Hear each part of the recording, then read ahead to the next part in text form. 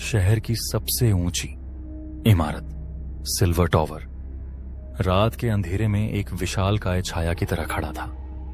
उसकी कांच की खिड़कियां दिन में सूरज की रोशनी को चमकाती थीं, लेकिन रात होते ही वे एक रहस्यमयी खामोशी में डूब जाती थीं। खासकर 7वीं मंजिल की खिड़कियां, वे हमेशा अंधेरी रहती थीं। कोई रोशनी नहीं, कोई हलचल नहीं। आसपास के लोग फुसफुसाते हुए कहते थे कि 7वीं मंजिल पर कुछ ऐसा है जो इंसानों के लिए नहीं बना। कुछ लोग कहते थे कि वहां भूतों का बसेरा है। कुछ का मानना था कि वहां समय रुक जाता है, और कुछ तो यह भी कहते थे कि जो कोई वहां जाता है वह वापस नहीं लौटता। अनन्या शर्मा एक युवा पत्रकार थी। उसकी आंखों में जिज्ञासा की चमक थी और दिल में सच को उजागर करने का जुनून। वह छोटे मोटे समाचारों से तंग आ चुकी थी और अब कुछ बड़ा करना चाहती थी। सिल्वर टॉवर के बारे में उसने कई अफवाहें सुनी थीं। कुछ लोग कहते थे कि वहां एक औरत की आत्मा भटकती है जो रात में रोती सुनाई देती है। कुछ का कहना था कि 7वीं मंजिल पर एक हत्या हुई थी जिसका सच कभी सामने नहीं आया। कुछ लोग तो यह भी कहते थे कि वहां एक पुराना दर्पण है जो देखने वालों को अपना भविष्य दिखाता है या फिर उनकी मौत। अनन्या ने ठान लिया था कि वह इस रहस्य को सुलझाएगी और दुनिया के सामने सच्चाई लाएगी। उस रात बारिश की बूंदें शहर को भिगो रही थीं। सिल्वर टॉवर के मुख्य द्वार पर अनन्या खड़ी थी। उसका कैमरा, एक छोटा सा नोटपैड, एक टॉर्च और एक पुराना रिकॉर्डर उसके एकमात्र साथी थे। इमारत का गार्ड, एक बूढ़ा आदमी जिसके चेहरे पर समय की लकीरें साफ दिखती थीं, ने उसे रोका। मैडम, 7वीं मंजिल पर मत जाइए, वहां कुछ ठीक नहीं है। लिफ्ट भी वहां नहीं रुकती।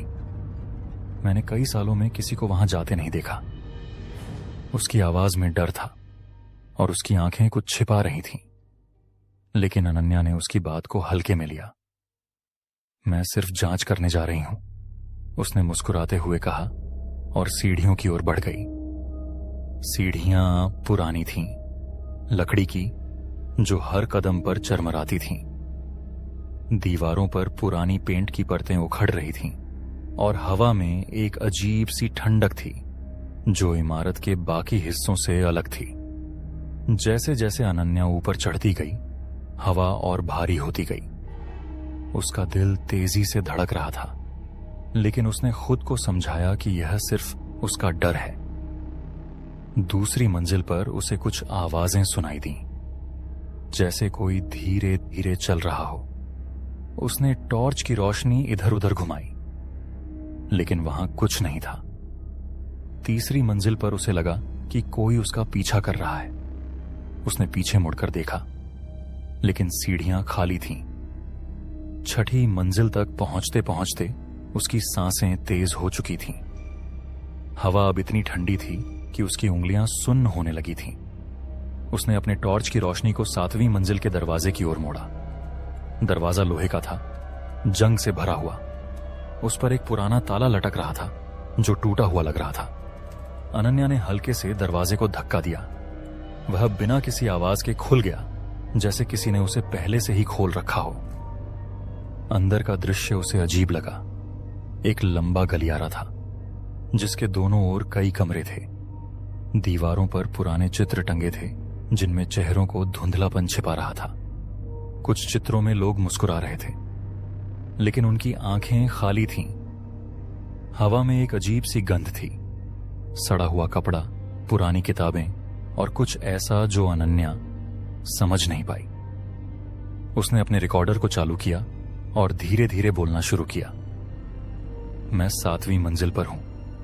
यहां सब कुछ पुराना और सुनसान है। दीवारों पर चित्र हैं, लेकिन चेहरों को साफ नहीं देखा जा सकता। उसने अपने टॉर्च की रोशनी इधर उधर घुमाई।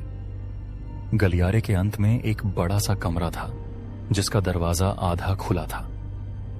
अनन्या धीरे धीरे उस ओर बढ़ी। हर कदम के साथ उसका दिल तेजी से धड़क रहा था। कमरे के अंदर एक पुराना दर्पण दीवार पर टंगा था। उसका शीशा धूल से ढका था, लेकिन फिर भी उसमें कुछ हलचल सी दिख रही थी। अनन्या ने पास जाकर दर्पण को छुआ। उसका हाथ ठंडा पड़ गया। अचानक दर्पण में उसका प्रतिबिंब नहीं दिखा। उसकी जगह एक औरत का चेहरा था। लंबे काले बाल, सफेद कपड़े और आंखें जो खाली थीं। उसके होंठों पर एक डरावनी मुस्कान थी। अनन्या पीछे हटी, लेकिन कमरे का दरवाजा अपने आप बंद हो गया।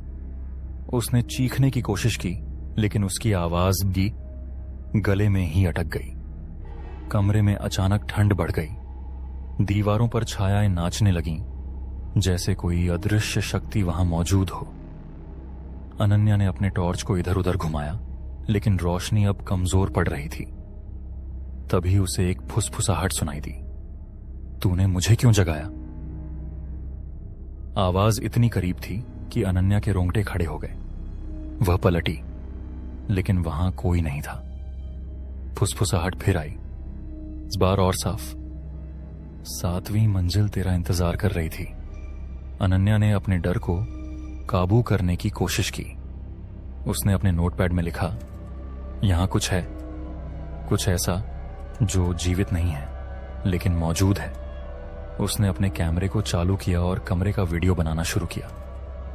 लेकिन जब उसने स्क्रीन देखी तो उसमें कुछ और ही दिख रहा था। वह औरत जिसे उसने दर्पण में देखा था, अब उसके ठीक पीछे खड़ी थी। उसकी खाली आंखें अनन्या को घूर रही थीं। अनन्या ने पलटकर देखा, लेकिन वहां कोई नहीं था। उसने कैमरे को फिर से देखा और इस बार वह औरत और करीब थी।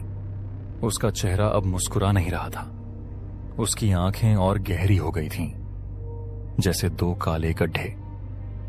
अनन्या का कैमरा अचानक बंद हो गया। टॉर्च की रोशनी भी बुझ गई। अब कमरे में सिर्फ अंधेरा था और वह फुसफुसाहट जो अब एक चीख में बदल चुकी थी। तू यहां से नहीं जा सकती। अनन्या ने दरवाजे की ओर दौड़ लगाई, लेकिन वह बंद था। उसने पूरी ताकत से उसे धक्का दिया, लेकिन वह हिला तक नहीं। अचानक उसे अपने कंधे पर एक ठंडा स्पर्श महसूस हुआ। उसने पीछे मुड़कर देखा और इस बार वह औरत ठीक उसके सामने थी। उसका चेहरा अब डरावना नहीं था, बल्कि दुखी था।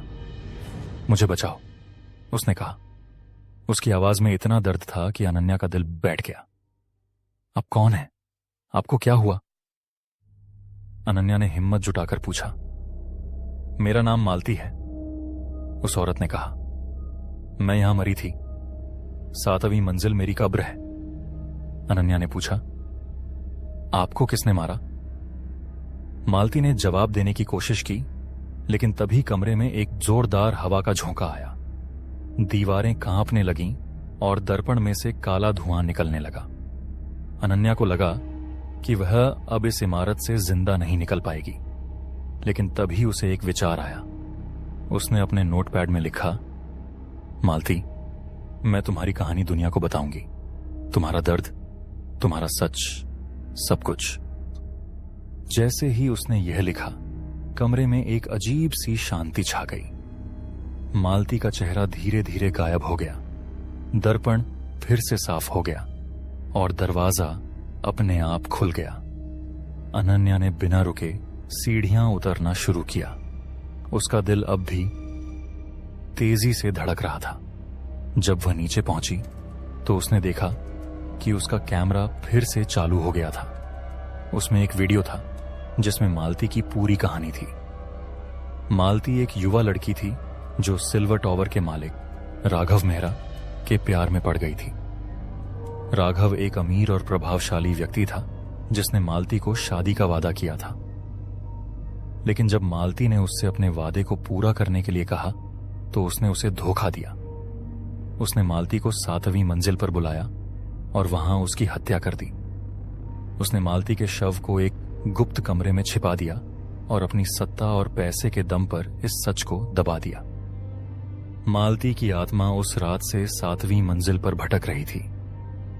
वह हर उस व्यक्ति को दिखाई देती थी जो वहां जाता था, लेकिन कोई भी उसकी कहानी को दुनिया तक नहीं ले जा पाया था। अनन्या पहली थी जिसने उसकी बात सुनी और उसका दर्द समझा। उसने वह वीडियो अपने न्यूज चैनल पर प्रसारित किया। वीडियो में मालती की आवाज थी, जो अपने साथ हुए अन्याय को बयान कर रही थी। उसकी कहानी ने पूरे शहर में सनसनी मचा दी। राघव मेहरा को गिरफ्तार कर लिया गया। पुलिस ने 7वीं मंजिल की तलाशी ली और वह गुप्त कमरा ढूंढ लिया जहां मालती का शव छिपाया गया था। सिल्वर टॉवर को सील कर दिया गया, लेकिन 7वीं मंजिल आज भी खाली है। लोग कहते हैं कि मालती की आत्मा अब भी वहां भटकती है, अपनी कहानी सुनाने के लिए किसी का इंतजार करती हुई। अनन्या ने उस रात को कभी नहीं भुलाया। हर बार जब वह सिल्वर टॉवर की ओर देखती, उसे लगता कि कोई खिड़की से उसे देख रहा है। कभी कभी उसे रात में सपने आते जिनमें मालती उससे कहती, तूने मुझे आजाद किया, लेकिन 7वीं मंजिल कभी खाली नहीं होगी। अनन्या अब भी उस दर्पण को याद करती थी जो उसे उस रात दिखाता था। उसने कभी किसी को यह नहीं बताया, लेकिन उसे लगता था कि उस दर्पण में अब भी मालती की आत्मा कैद है। कभी कभी जब वह रात में अकेली होती, उसे लगता कि कोई फुसफुसा रहा है, 7वीं मंजिल तेरा इंतजार कर रही है। तो ये थी आज की कहानी। अगर आपको ये कहानी पसंद आई हो तो लाइक और कमेंट करें, और ऐसी ही कहानियों के लिए डार्क डायरी को सब्सक्राइब करें। मिलते हैं अगली रात एक नए राज और एक नई कहानी के साथ।